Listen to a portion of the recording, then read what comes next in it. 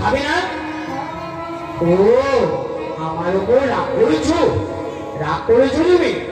তবে দাঁড়াও, জানো গোপীনাথ, দাঁড়াও দাঁড়াও, আমি তোমায় রাধি দিয়ে এমন এমন পিটাবো তোমাকে খেতেই হবে। গোপীনাথ বলো, এই দেখেছো রাধি?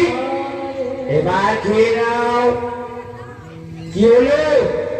খেয়ে নাও গোপীনাথ, খেয়ে নাও বলছি। খাবে না তো? খাবে না তো? এই না, এই না গোপীনাথ, এই নে। ঘোড়া